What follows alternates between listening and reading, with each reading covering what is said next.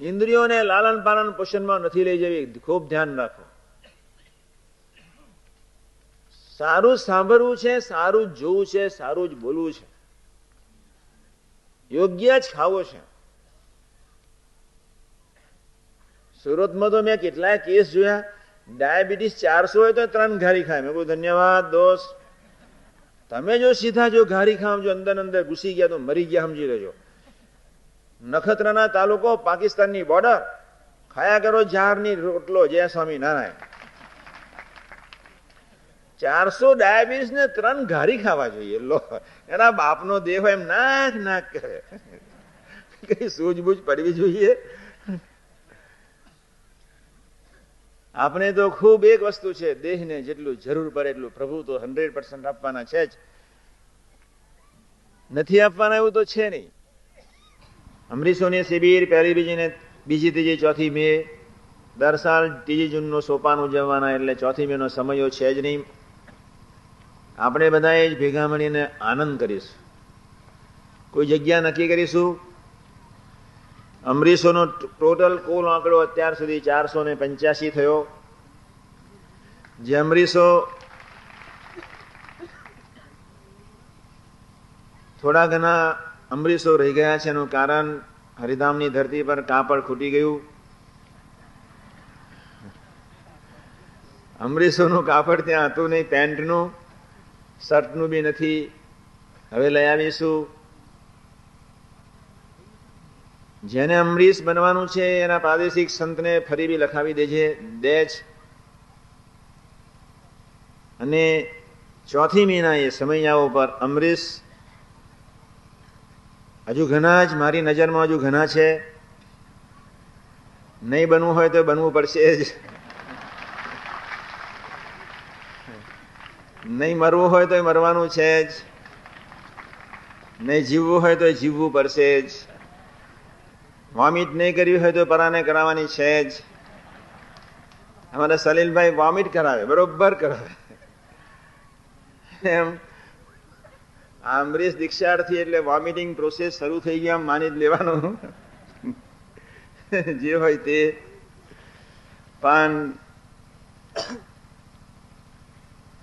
આપને નવરા નથી રહેવું. ત્રીજો મુદ્દો છે, સાંજની રાતની સભામાં કહીશું. પણ બીજી, ત્રીજી ને 4મી મે પ્રાદેશિક સંતોને મેં બહુ સ્પષ્ટપણે કહી દીધું છે કે કોઈ જાતનું કોઈને આમંત્રણ આપવાનું નથી જ. કાં ડુમસની ધરતી પર, કાં ઉકાઈની ધરતી પર તંબુ નાખીશું, કાં વાસનાની ધરતી પર, ગમે ત્યાં. પણ ભેગા મળીને આપણે આનંદ કરવો છે, ખાલી આનંદ, બસ. ગુણગાન ગાવા છે, કથા નહીં. 10-15 મુક્તોનું વર્ણન કરીશ. સતાભાઈ ઓળખતા હશો. ઓહો, મોર ધેન અ સેન્ટ. કોઈ જીવન જીવે છે. બિચારાને ખબર જ નથી કે માન શું, અપમાન શું, સુખ શું, દુઃખ શું, મારું શું કે તારું શું. એને એક જ ખબર છે કે હું ભક્તોનું છું, ભક્તો મારા છે. કોઈ અદભુત જીવન જીવી રહી એ વ્યક્તિ છે. અત્યારે કેન્ટીનમાં બિચારા સેવા કરી રહ્યા છે.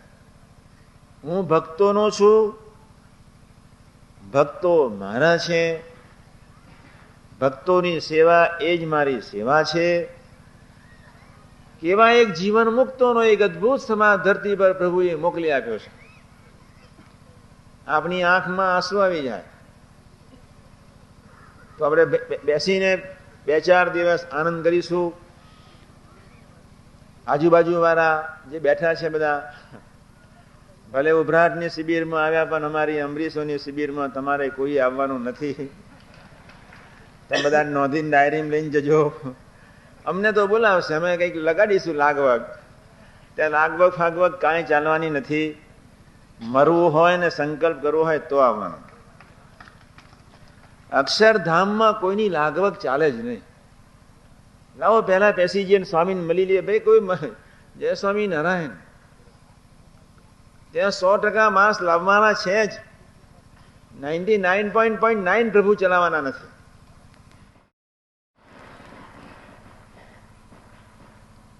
અને એટલે જ આપણી બહુ મોટી જવાબદારી 7 ને 13 થઈ આપણે બધા જ પ્રસાદ લેવા જઈશું. 8:30 વાગે પૂર્ણાહુતિની સભા. 2-5 સેવકોનો લાભ આપણે લઈ લેવો છે. એટલે પાઉંભાજીની કદાચ નાસ્તો તમને મળે તો 60% ખાજો, 20% પાણી પીજો અને 20% સ્ટમકને ખાલી રાખજો. એકચ્યુઅલી ખરેખર ભગવાનનું ભજન કરનાર વ્યક્તિએ, હું તમને દિલથી કહું છું, ખાઈને પેટ પર હાથ મૂકીને સૂઈ જનાર માટે આ સત્સંગ નથી. તમારું સ્ટમક અડધું જ ભરાવવું જોઈએ. 25% જ પાણી 2 અને 25% હવા 3.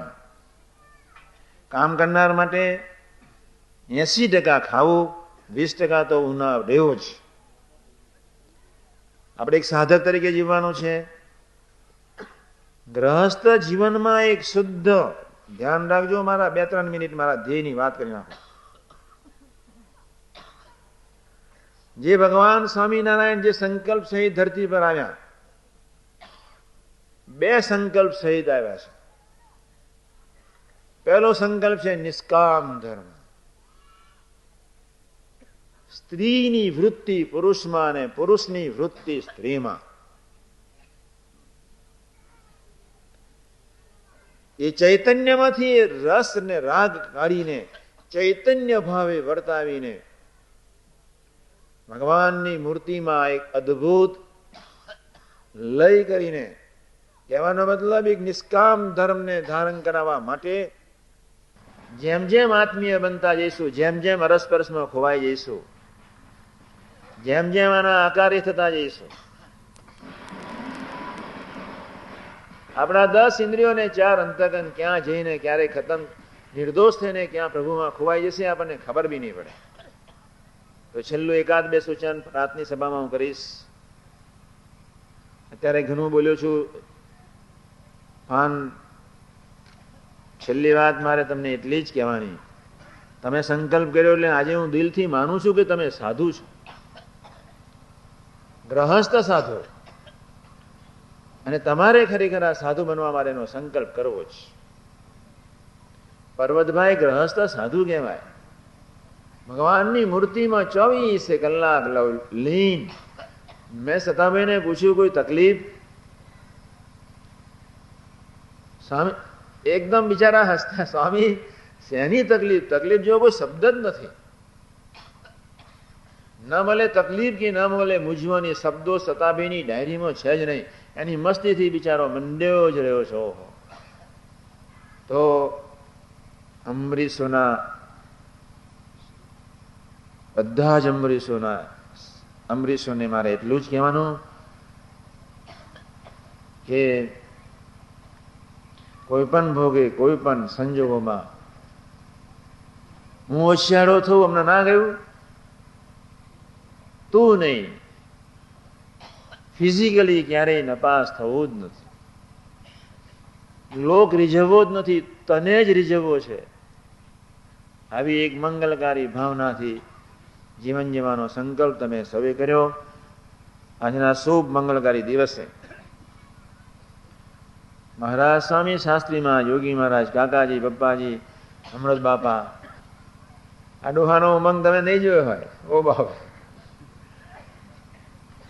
કાંઈ મળે નહીં યોગી મહારાજ સિવાય, કાંઈ મળે નહીં. સેવા, સ્મૃતિ, સુહૃદ ભાવ બસ કરાવે જ રહ્યા છે, કરાવી જ રહ્યા છે. હરિધામની ધરતી ઉપર